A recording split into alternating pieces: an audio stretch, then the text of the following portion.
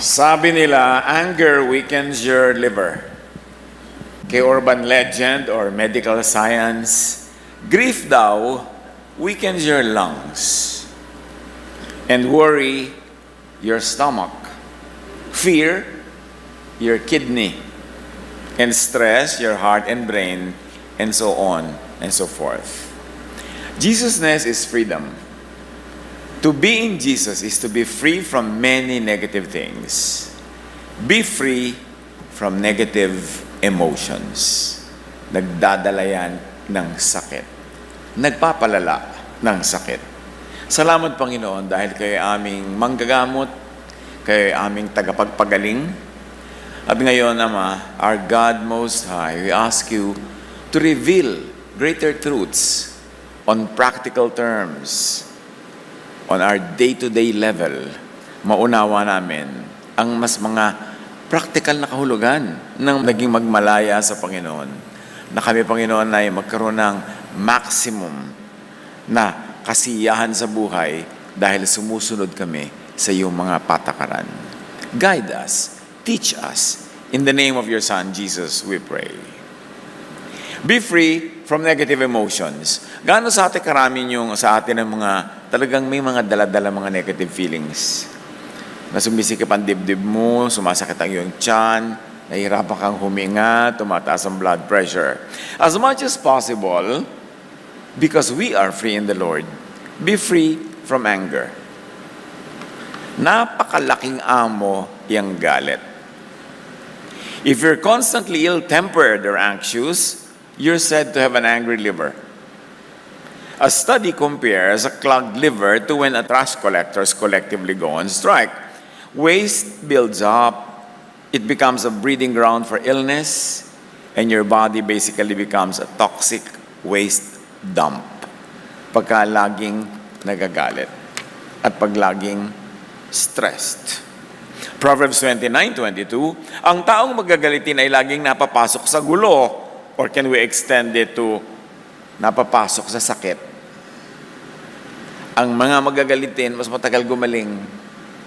Pag may sakit, mas madaling magkasakit, mas madaling humina ang katawan. Ano yan? Proven yan clinically. Maraming mga tests sa mga hospitals na yung mga mas cheerful, mas magaan ang pakiramdam, mabilis mag-respond sa medication at sa therapy. Psalm 37:8, refrain from anger and turn from wrath, and do not fret. It only leads to evil, or it only leads to a lot of neganess. Ang daling magalit, lalo kung may kapangyarihan. Lalo kung ikaw yung amo, ikaw yung breadwinner, lalo kung ikaw yung nagbibigay, ang dali-dali magalit. At saka parang may excuse ka at may lisensya ka magalit. Kung isa nga, ikaw na nga yung binibigyan, ikaw pa yung galit. Can you imagine yung nagiging license nung siyang nagpo-provide? Kaya, mas marami sa nagpo-provide na uunang masawi kesa sa mga pinoprovidean. Ingatan natin ang ating kalusugan. At marami niya nanggagaling sa ating damdamin, sa ating attitude. Ecclesiastes 7:9, do not be quickly provoked in your spirit, for anger resides in the lap of fools. Kalong-kalong daw ng mga hangal ang galit. So kung matalino ka, papalayasin mo yan sa iyong kandungan, hindi mo siya aalagaan, hindi mo siya arugain, huwag kang magagalitin. And don't take pride in being easily angered. Kasi nga yung iba parang license eh. Kaya ko, I can. Therefore, magagalit ako. But it's bad for you. At lalo namang bad for the object of your wrath. So do not let anger lead you to more mistakes, especially to illnesses. Ephesians 4:26, in your anger, do not sin. Hindi ka naman pinagbabawalan magalit kasi may mga bagay naman talaga nakakagalit. Pero huwag mo daw dalhin pa to the point of committing sin. Do not let the sun go down while you are still angry. In other words, huwag nang patagalin. Because anger is like poison. It hurts its container more than the one for whom it is stored. Yung nagagalit ang mas nakakasakit kesa yung object ng kanyang galit. So end your anger soonest. At huwag niyo nating iaasa sa ating kapwa na alisin ang galit natin. Tayo mag-alis. Kasi paano kung hindi nila alisin? Paano kung hindi sila mag-sorry? Paano kung hindi sila mag-make up? Eh di ikaw tong lugi. Kaya ikaw ang gagawa ng paraan para tanggalin mo yung anger sa iyong sarili. Avoid arousing anger in other people's hearts. Isa pa yan. Huwag na tayong manggalit. O nagalit na nga tayo, huwag na nating damihan ng mga galit sa planeta. Huwag na tayong magpagalit pa ng iba. Kasi pag tayo ay nagpapagalit, una, tayo yung nalulugi, tapos pangalawa, pwedeng gawan pa tayo ng masama nung ginalit natin eh. So nagkakadoble-doble. And sa spiritual level, kahit hindi kanya gawa ng masama sa physical level, kaya kang i-harm ng mga tao at physical at spiritual levels. Dahil may mga espiritu tayo, may mga damdamin na nakakaapekto sa isa't isa. Proverbs 29:8, mockers stir up a city, but the wise turn away anger. Ang galit ay pinapawi ng taong matino. Nasusukat ang ating tunay na katalinuhan sa pagpapabilis natin ng pagpapahupa ng galit, sa pagpapalayas ng galit. Therefore, ang pagtatanim ng galit at sama ng loob ay hindi gawain na matatalino. Kasi ikaw ang unang-unang nalalason ng iyong galit. So, paano natin mapapawi yung mga galit na yan? Unang-una, be gentle or be gentler. Proverbs 15:1, a gentle answer turns away wrath, but a harsh word stirs up anger. So pag may galit na sa atin mga kapatid, huwag na nating sagutin ng pabalang-balang, huwag na nating lalo pang galitin kasi magiging parang tennis. Sineserve sa atin yung bola, isaserve natin yung pabalik-balik, parang volleyball, pabalik-balik yung bola. So pag dumating sa yung bola ng anger niya, hayaan mo na, huwag mo na ibalik. Eh di tapos. Hindi yun kahinaan. That is strength. So soothe angers. Yung anger na yan, yours and theirs. Dalawa ang ating ministry, mga kapatid. Pahupain natin ang galit nila at galit natin. Para matapos. Proverbs 12:18, the words of the reckless pierce like swords, but the tongue of the wise brings healing. Yung pag may nag-aaway, pag sumali ka sa usapan, biglang lumalamig sila, hindi lalong umiinit. Pag may nagagalit sa'yo, pag sagot mo, biglang parang binusan ng tubig yung apoy nila, hindi parang binusan ng gasolina at lalong naglagablab. So doon tayo kailangan ng self-control. Galit na nga siya, galit na galit sa'yo, magsasabi ka pa, mas lalong magpapasidihin ng kanyang galit. Saan ka pupunta? So be wise. And the negative energy, huwag nang suklian. Proverbs 16:24, gracious words are like honeycomb, sweet to the soul and healing to the bones. Marami mga tao, daig pa mga doktor magpagaling ng kapwa sa pamamagitan lang ng malumanay, masarap, matamis at magandang salita. Na totoo, hindi bola, yung totoo. Napakagandang spiritual gift. Yung pagbumuka ang iyong bibig ay nakakapagpalamig ka ng ulo ng kapwa. Meron naman gifted by hell. Pagbuka ng bibig, talagang patay yung mga hindi galit, pagagalit na rin. Dapat tingnan natin, mga anak tayo ng Diyos, tayo sumisilong at sumusukob sa lilim ni Jesus. Dapat pag bumubuka tayo ng bibig at nagsasalita, blessing ang lalabas. Peace, friendliness, hindi lalong gulo. So, marami tayong dapat ng mga freedom na ma-enjoy.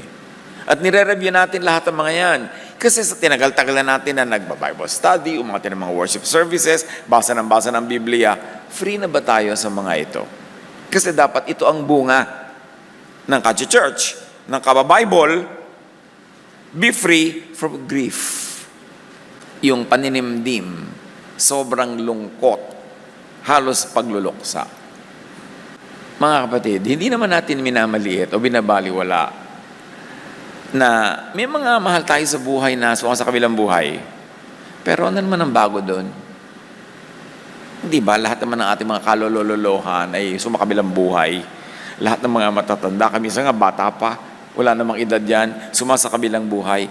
Bakit pag dumarating sa ating mga buhay yung mga ganito, para tayong nagugulat pa at nasusurprise? Hindi nakakagulat. Part yan ng life. Physical death is your portal, is your doorway to eternal life. So, dapat handa yung loob natin. I think we cannot be really, truly 100% prepared to the point na binaliwala na lang, ay, namatay yung mami ko ngayon. Okay? Hindi naman ganun. Pero dapat hindi tayo sobrang naninimdim na parang bago yan sa buhay. Lahat naman, kaya mga presidente, mga emperor, mga pharaoh, sa kayamanan, sa kapangyarihan, mga religious leaders, lahat naman sa kabilang buhay. So dapat handa tayo. Ihanda as much as possible para hindi tayo ma-paralyze emotionally when that happens. Because grief can increase blood pressure and the risk of blood clots. Intense grief can alter the heart muscle so much that it causes the broken heart syndrome, so-called, a form of heart disease with the same symptoms as a heart attack. Nakakaganon ang sobrang nalulungkot. Psychological factors such as anxiety and depression are prevalent in patients with asthma. There's a strong association between respiratory symptoms and psychological status. I'm putting in the references para pagka gusto nyo pang maghukay ng more researches. Pero mga may asthma dyan, yung mga lagi na lang napapagod, huminga o may mga respiratory diseases, baka suri-suriin yung mga kapatid, baka lungkot lang yan. Baka hindi maibulalas na damdamin. Mga sinisikil at hindi maipahayag na mga pagsisisi at panghihinayang, nagiging asthma. Hindi naman lahat na may asthma ganun. Pero sinasabi na sa atin ng siyensya. The social and medical sciences are already telling us, not to mention the scriptures. Kaya magsumuri tayo. Marami tayong karamdaman galing sa damdamin. Galing sa puso at isip. Hindi dahil galing sa katawan.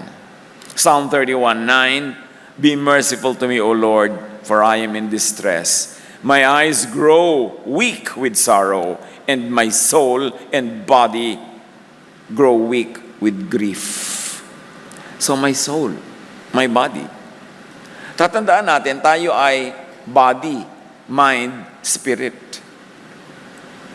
Tayo ay katawan at spirito at damdamin. Magkakakonekta yun. Na ang best way ng pag-aalaga ng ating physical body is pag-aalaga ng ating emosyon. So, tiyakin natin na katulad ng mga grave griefs, mag-process tayo correctly and then move on. Hindi tayo pwedeng mabuhay sa lungkot forever. Lalong-lalo yung pagka tayo ay nangungulila o naulila ng mga mahal natin sa buhay, mahalin nyo lang todo-todo bago sumakabilang buhay. Para pag sumakabilang buhay, kalahati na ng lungkot nyo, bura na. Kasi alam nyo namang ginawa nyo yung best eh. Alam nyo namang minahal nyo. Konti na lang matitirang lungkot. Ang mahirap kasing lungkot, yung may kahalong pagsisisi. Yung may regret. So, bawasan natin yun, i-preempt natin yun, let's love na. Para pag dumating yung panahon, hindi masyadong nakakagimbal. Nehemiah 2:2. So the king asked me, Why does your face look so sad? While you are not ill. This can be nothing but sadness of heart. Sabi, bakit ganyan na itsura mo? Wala ka na makaramdaman. Sabi niya, lungkot yan. Kaya ka ganyan. Kaya kitang-kita sa ating muka yung lungkot. Hindi kayang takpan. So ang mabuti pa, imbes solvin mo yung itsura mo from the outside, solvin mo yan from the inside. Dahil pag payapa ang puso, tahimik ang puso, makikita sa skin pores. Huwag nyo nang titigan yung skin pore ng katabi nyo. Sabi natin, kailangan nakikita, it emanates from within. Psalm 13 verse 2, How long must I wrestle with my thoughts? And day after day have sorrow in my heart. How long will my enemy triumph over me? Or let's say, how long will my enemy affect my emotion? Pagka galit tayo, o kaya nalungkot tayo dahil sa ibang tao, edi galing sa kanila yung ating karamdaman. So kaya natin yung pigilan. Sabi niya, Hanggang kailan ako makikipagbuno at makikipagbabag sa mga sarili kong iniisip, sa sarili kong mga inaalala at pinoproblema? Dahil ang talagang number one nating kalaban sa paghahanap ng kapayapaan, ng katahimikan, ng kasiyahan, ay ang ating mga sariling isip. Ang number one na nagpapahirap sa buhay natin ay ang ating isipan, iniisip, pinag-iisipan. Pag natutunan natin na disiplinahin ang ating isip, ituon sa maganda kaysa sa pangit, ituon sa nakakatuwa kaysa nakakainis, ituon sa nakakapagpatahimik kaysa nakakapagpabagabag, napakaraming kalusugan ang tatamasahin natin sa buhay. Control, direct your thoughts. Psalm 119:28, my soul is weary with sorrow. Strengthen me according to your word. According to the word of the Most High God. According to the word of the Most High God given to us by the Lord Jesus Christ. So, strengthen me according to your word, according to your thought, according to your truth, according to your idea. So, what can strengthen us? Thoughts. What can weaken us? Thoughts. Kaya yung tinatawag nating pinanghinaan ng loob, nasiraan ng loob, nagdalawang loob, puro yan tungkol sa thinking process. Kaya pag sabi natin buo ang loob, ganun din yun. Nakafocus, buo ang isip, nakatuon sa tama. So protect your heart from containing sorrow. Piliin ang mga iisipin. Piliin ang pag-uusapan. Piliin nyo, kung kayo mahilig sa social media, ang ifa-follow. Piliin nyo ang babasahing comment. Kasi 99% ng mga comments sa social media, magpapalungkot, magpapagalit, magpapainis sa inyo. So bakit nyo gagawin sa sarili nyo yun? Ba't kayo magbabasa ng comment ng kung sino-sino, nang ibig sabihin, pinapapasok nyo sa loob ng utak nyo yung thoughts nila.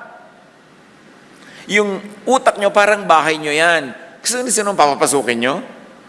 Magkakalat, magdudumi, magbabasag, maninira. Ganon pag nagbabasa tayo ng post ng iba. Ganon pagka nagbabasa tayo ng sari-saring comment. Ganon pag nakikinig tayo sa sari-saring bulong-bulong, chismis-chismis, dala-dala ng mga tao. Bakit nyo bahayaan na pamugaran ng neganes ang inyong utak? Kahit pa sandali, binasa ko lang naman. Pero hindi naapektuhan ka rin nun. Piliin. At sabi nga, comfort me, strengthen me according to your word. Therefore, a word here as balm, as medicine. Kasi ang salita, kung lason, gamot din. Depende kung kaninong salita at kung anong salita. Proverbs 17:22, a cheerful heart is good medicine, but a crushed spirit dries up the bones. So you see, it begins spiritually, emotionally, non-physically. Kasi a cheerful heart is good medicine. Nagiging physical ang effect. A crushed spirit dries up the bones. From the spirit to very physical bones. So ang nakaka-apekto ng ating physical bodies ay ang spirit, ang thought, ang emotion. So doon tayo nagbabantay. Ang pagkakamasayahin ay mabuti sa katawan at ang malungkot ay unti-unting namamatay. Kaya yung mga iba nga, pagka sila ay nakakapili ng room sa ospital, magtatagal sila ng konti doon, magpapagaling, pinipili nila yung yung ward ng mga bagong panganak. Kasi masayang ward yun. Yung mga nagdadatingan, may mga dalang cake, may mga dalang lobo. Kasi may bagong ipinanganak eh. Kung inilagay ka katabi ng morgue, di ba? Napatabi ka dun sa palliative care. Although, syempre, kailangan naman ng iba yung palliative care, pero doon ka pa napa-assign yung lagi ka nakakarinig ng mga nananangis kasi biglang sumakabilang buhay yung pasyente. Di ba? Ang hirap gumaling. So, surround yourself as much as your power will allow you with cheerfulness. Surround yourself with color. with happiness, with music. Surround yourself with good news, not bad. Makakaapekto sa'yo. Cheerfulness is not the situation. It is the attitude or the reaction of you. Be cheerful. You cannot always be happy, but you can choose to be cheerful. To meet every situation with as much cheer as possible. Because sometimes one energy of cheer changes the entire equation. Nasa attitude natin talaga. As much as possible, mga kapatid, be free from worry. Siyempre, para ka maging free from worry, you must do your homework. You want to be free from worry na magutom, edi magtrabaho ka, mag-ipon ka, magtanim ka, magganon. You want to be free from health worries, live as healthfully as possible. Marami tayong pwedeng gawin na practical, pero marami rin na hindi kayang gawin in a practical way only, but also by controlling your attitude. So, huwag laging problemahin lahat ng mga bagay. Pero pastor, parang wala pong makita akong solusyon sa problema ko. Inang, pagka walang solusyon, hindi ang problema. Kasi bawat problema may solusyon. Yun ang definition ng problema, may solusyon yan. Walang katapat na problema, solusyon, hindi yan problem. It's just a fact to be accepted. Tanggapin mo na lang. Hindi ang problema, wala palang solusyon eh. Live with it. Adjust. Make the most out of it and stop problematizing it. Kasi ang tao na lagi nagwo-worry, laging naninigas ang sikmura. Laging merong stomach trouble, stomach upset. You may feel butterflies, so-called, in your stomach when you're nervous. In more serious times, you may feel nauseous or even vomit. If this happens often, it can lead to stomach pain and sores in your stomach lining, magkaka-ulcer ka. Ang maraming may ulcers, mga kapatid, are warriors. Hindi lang lagi silang walang makain o gutom. Mostly, warriors. Kasi pag lagi ka nag-aalala, ang registration niyan sa sikmura. Laging naninigas yung sikmura mo, nagkakaroon ka ng mga LBM. Kita yung mga ninervyos, bigla na lang nagkakaroon ng mga LBM. May kinalaman talaga. May kinalaman. Stomach problems are one of the most common symptoms of stress and anxiety. Kaya mga partner sa buhay, pag yung partner nyo laging may sakit ng tiyan, baka kayo ang dahilan. Hindi naman laging dahil stomach cramps for no reason at all. Marami doon, may anxiety, may worry, may nervyos. The brain and gut are connected via the vagus nerve, increasing digestive irritability and irregularity when stress and anxiety occurs. Kaya maraming ninenervyos, nag-iisip, nag-aalala, hindi natutunawan. Sinisikmura, nagkakaroon ng stomach upset. Don't worry, especially when you have no solution. Pag may solution, do what you can to solve it, pero pag wala, accept it. Live with it. Overcome it. With attitude, with positive attitude. Matthew 6:27, can any one of you, sabi ni Jesus, by worrying, add a single hour to your life? Wala naman talaga. Pastor, magdamag po ako, hindi nakatulog, kaiisip na problema ko. May solusyon na ba? Wala pa rin po. Di dapat natulog ka na lang. Wala pa rin naman pala solusyon napuyat ka pa. At dahil puyat ka, humina ang iyong immune system, nagkaroon ka ng mga ibang sakit, sumakit ang ulo mo, hindi ka makakonsentrate, lalo dumadami yung problema mo. Napakalaking at napakagaling na discipline, mga kapatid, yung alam mo kung ano yung dapat mong problemahin at talagang hindi. Change what you can change, accept what you cannot change, live with it. That's how we adapt. Matthew 6:34, ang bukas, sabi ni Jesus, ay mag-aalala sa sarili niya. Sapat na ang inyong suliranin sa bawat araw. Huwag nyo nang i-fast forward pa yan. Proverbs 15:30, Good news gives health to the bones.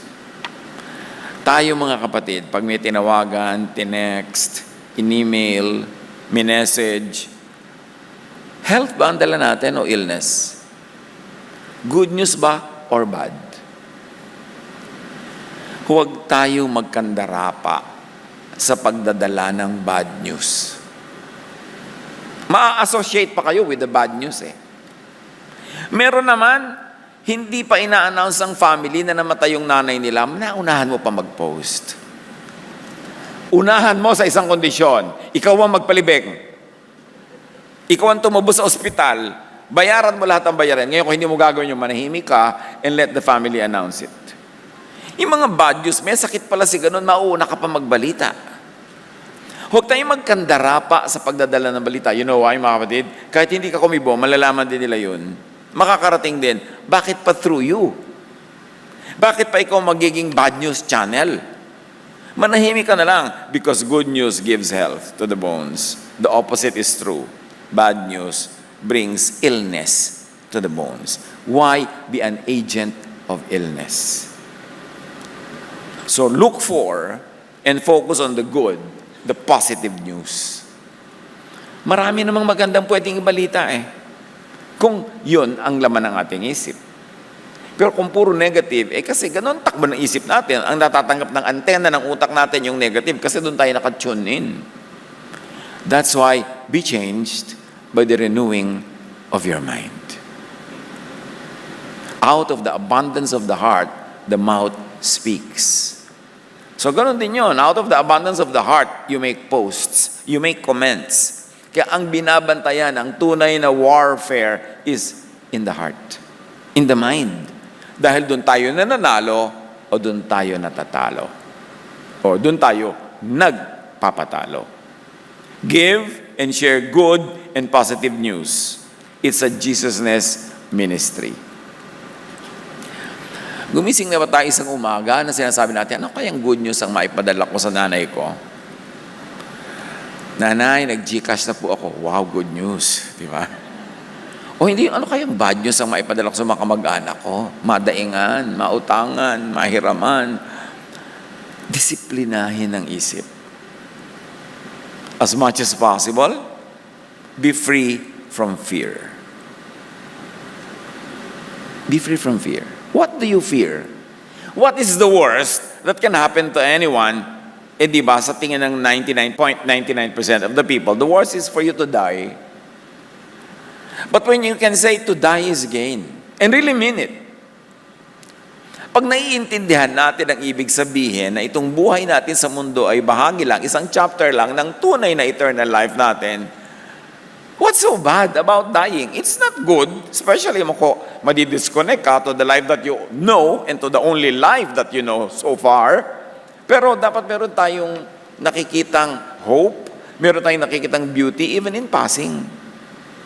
At if that is not really so bad, what can be so bad? Naku, pastor, natutunaw na po lahat ang yelo sa North Pole. Pumunta ka, pigilin mo. Paano ko naman po gagawin niya? Yung pala, di mong problemahin.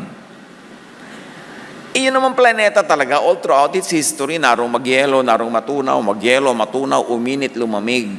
Kaya lang noon, wala tayo to know it. Ngayon, nandito tayo, so mag-adapt tayo, mag-adjust. Because life is always correcting itself. Sabi nga ng Jurassic Park, life finds a way. Nagbabalance. Kailangan i-balance ng mundo ang buhay kasi ini-imbalance natin eh. So, when the earth is balancing itself, have faith. Because Jesus is the one, the Son of God, the Son of the Most High. He holds everything in His hands. Hawak ng kataas-taasan ang lahat ng nilikha. So, chill ka lang. Mag-adjust ka sa level na kaya mo at yung hindi mo kaya, ipasa Diyos. Para hindi ka laging natatakot. Mula po nung nagsimula ako magbuklat ng Biblia, many decades ago, lagi na lang iniisip ng mga tao, end of the world na yata today. Pag lagi mong inisip yan, kahit hindi mag-end ang planet, yung world mo nag-e-end. Ikaw ang lumilikha ng end time scenario in your mind. at ikaw ang nagpapatense sa iyong sikmura, nagpapataas ng iyong BP, at nagbibigay ng fear sa iyong buhay. Ano naman ang magagawa mo? Wala naman eh. So, move in your area where you can make a difference, where you can really do something, at ipasa Diyos ang lahat. Yun ang tinatawag natin na faith. Hindi faith na parang careless abandon of intelligence, kundi yung hindi mo kaya, ipasa Diyos mo. Yung kaya mo, di kayanin mo.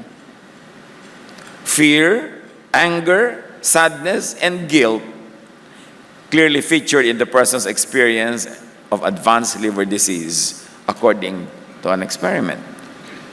Kaya sa Jesusness, 1 John 4:18, napakalinaw, there is no fear in love.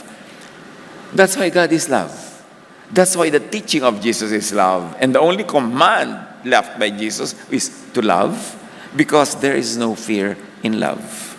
When you believe in the love of God, that the love of God is gracious enough to save you, to bring you to eternity, there will be no fear, even of death. Kaya pag love ang naka-emphasize, walang fear. Kasi ang pinanghahawakan mo yung pag-ibig, yung grasya ng Diyos. Pag nanghawak ka sa legalistic religiosity, pag nanghawak ka sa law, there's always fear. Because you always break the law, you're always not able to obey all the law all the time. Therefore, matatakot ka sa punishment, therefore you will live in fear. Kaya napakalaking kontra yung grace and love. Kaya napakalaga sa niya, there is no fear in love. Manghawak tayo sa pag-ibig ng Diyos, hindi sa ating performance. But perfect love drives out fear, because fear has to do with punishment. The one who fears is not made perfect in love. Ito self-examination, mga kapatid. Pag puro pa tayo fear, lalo fear of death, fear of the afterlife, reviewin natin kung naintindihan na talaga natin yung love of God. Kasi daw, fear has to do with punishment, and the one who fears is not made perfect in love. Ang bunga dapat ng tunay na pagkaunawa ng pag-ibig ng Diyos is kapanatagan, kapayapaan, katahimikan ng loob. Walang pag-aatubiling pagtanggap sa kalooban ng may likha, na tayo ay nasa kanyang kamay. At alam nating mahal niya tayo, therefore confident ka. Kaya nga dapat talaga love. Love ang pairalin. Love ang paghariin. Love ang tanggapin. Love ang ibigay. Huwag matakot. Huwag manakot. Pagka nananakot, hindi love ang teaching nun, fear. Seek love. Seek Jesus. Seek Jesusness. Huwag Pharisiness. Kasi yung Pharisiness is about law, about your shortcoming, about punishment, therefore about fear. Pag nananakot, Pharisiness yun, hindi yun Jesusness. Kasi sa Jesusness, you will be assured. Hindi ka kukonsintihin, itutulak gumawa ng mali, kundi tutulungan ka na maging better and better every day, pero itunuturo lagi sa iyo, ano man ang pagkukulang mo ay pupunan ni Jesus. Pero hindi excuse yun para hindi ka na magpuno at hindi ka na mag-improve. Pero at the end of the day, may kulang ka, charge it to love.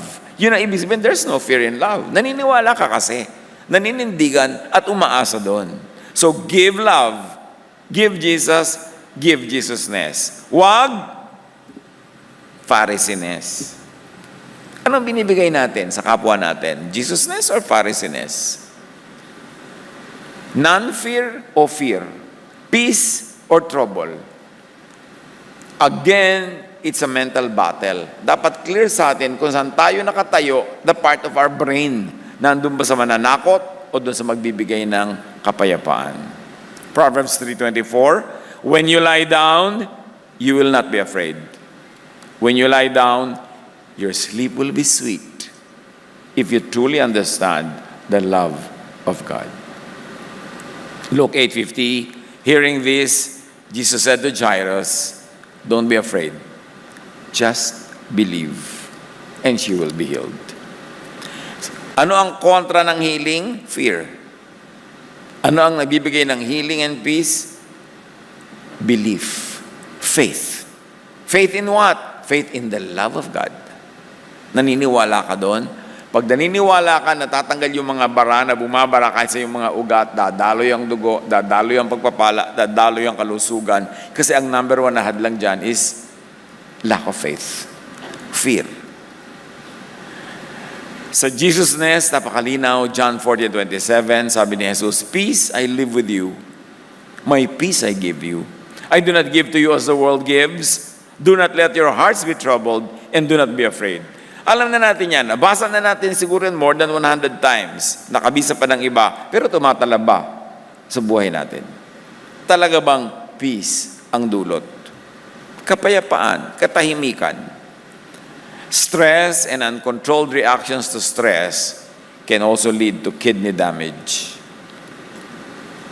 Ang daming sakit galing sa damdamin. Galing sa negative feelings.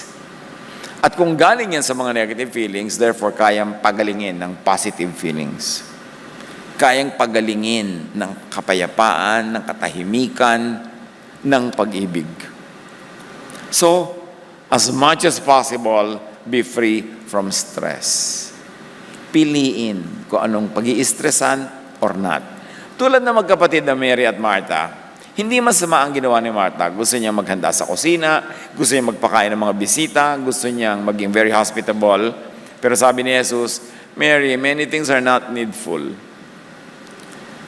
In this instance, at this moment, ang mas mahalaga yung pinili ni Mary, na nahimik, umupo dyan, nag-aral. Because I will not always be here to teach. So makinig kayo, yun ang mahalaga. Hayaan mo na yung kusina. We can get by without a perfect lunch. We can get by without a perfect accommodation. But the best for you to get by is to hear my teaching. So, piliin natin kung anong pagpapaguran.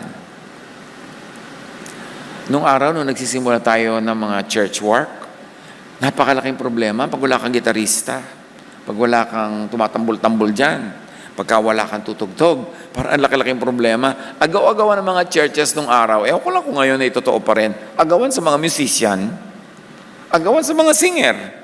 Kasi parang they measure the success of an event or a worship event kung gaano kaganda yung kantahan, kung gaano kasigla, ganyan.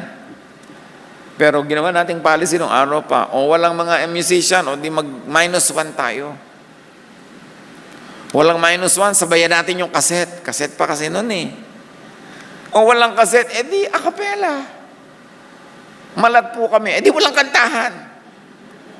Hindi naman kailangan lagi lahat yan na nandyan para tayo makipagtagpo sa Diyos. Para tayo makipagdiig sa Diyos. Hindi kailangan perfect yung event. Hindi kailangan perfect lahat. Ngayon kung mapapaganda natin, edi maganda. Pero kung hindi, edi tiyaga tayo. Relax. Maraming level ang spirituality. Hindi kailangan lagi na through technical excellence. Although, maganda na may technical excellence para hindi tayo naabala, hindi gumagaral-gal ang sound system, hindi kikidlat-kidlat yung ilaw. Pero kung talagang ganun, edi adjust tayo. Kasi ano ba talagang tunay na mahalaga? To share the words of God. To share the words of Jesus. I mean, pwede naman gawin yun kahit walang fanfare, kahit walang drama. Ang mahalaga, you know what is truly important. Mga kapatid, sa inyo pong buhay, sa edad nyo ngayon, na-define nyo na ba? What is truly important to you? What is truly important in your life? Na kailangan talaga nandun. At yung mga iba, pwedeng wala na. Kung nandun, salamat, bonus. Pero yung iba, pwede namang wala. Huwag tayo magpagod sobra. Yung sabi ni Jesus kay Mary, kay Martha, "Martha, many things are not needful." Ano ang hindi naman talaga needful? Nakandara pa tayo, pinagpapakamatayan natin gawin, hindi naman pala needful. Pagka na-identify na natin yon, ang laking relaxation ang mangyayari sa buhay natin. Maraming hindi naman talaga kailangan. So be free from stress. Especially from needless stress. Mental health can positively or negatively impact your physical health and risk factors for heart disease and stroke. Stress may contribute to poor health behaviors linked to increased risk for heart disease and stroke. In fact, studies suggest that the high levels of cortisol from long-term stress can increase blood cholesterol, triglycerides, blood sugar, and blood pressure, common risk factors for heart disease. So, stress. Tapos kung ang pinag-i-stressa natin, hindi naman needful, nagka-heart attack ka na tuloy, kailangan talaga marunong pumili. Many things are not needful. Marami mga bagay na hindi kailangan ipangutang. Marami mga bagay na hindi kailangan gastahan. Maraming bagay na hindi kailangan bilhin. Piliin para hindi tayo ma-stress. Proverbs 14:30, a heart of peace gives life to the body, but envy rots the bones. Napakalaking health risk ang mainggit. Maraming mga sakit ang inggitera. So mag-isip-isip tayo, bakit nga kaya? Dahil kaya inggitera ako, inggitero. Bakit ako nagkakaroon ng ganitong mga kasakit sa buhay? Sinasabi na sa atin ng Scripture. Napakalinaw na yan. Huwag tayo makipagtalo. Both Scripture and science. Sinasabi sa atin, makinig tayo. Psalm 31:10, my life is consumed by anguish, and my years by groaning. My strength fails because of my affliction, and my bones grow weary. Kalaban natin ang lahat ng neganess. Isaiah 32:17, the fruit of the righteousness will be peace. Its effect will be quietness. So ang true righteousness, true godliness leads to peace. Kaya it's much more peaceful na magpatawad kaysa patuloy makipaggera. To walk away from stressors, not to stay there and fight. To walk away from those that give you stress. Walk away. Learn that art of Dedma. May nadinig kang pangit, nakakagalit, walk away. Ignore it. Your value does not depend on what people say. It depends on what you think of yourself. And you cannot control what people think and what people say. So why worry about it? Why belabor what people think of you? Ang mahalaga, what you think of yourself and what God thinks of you. Walk away from stressors. It's not worth the fight. Kasi kahit malabanan mo itong isang to, marami pa isang daan na naghihintay sa'yo. So lalabanan mo lahat? You will stop at every station. You will fight every battle. You will wear yourself out. And then before you know it, namatay ka na. Natapos na yung chance mo at life. Ang iksi-iksi ng buhay, mahaba na nga pag inabot ka ng 95. Tapos, nabuhay ka halimbawa ng 90. Natutulog ka 8 hours a day. Di 1/3 of your life. 1/3 of your 24 hours is 8, di ba? So kung 90 years ka na buhay, 30 years kang tulog. O di, wala ka lang nagawa, 30 years. Nagre-rewind ka lang, nagpapahinga. 60 years na lang ang natira. Gaano karami sa years na yon yung gagamitin mo sa galit, sa stress, sa worry, sa anxiety? Ilang minutes a day? Ilang hours a day?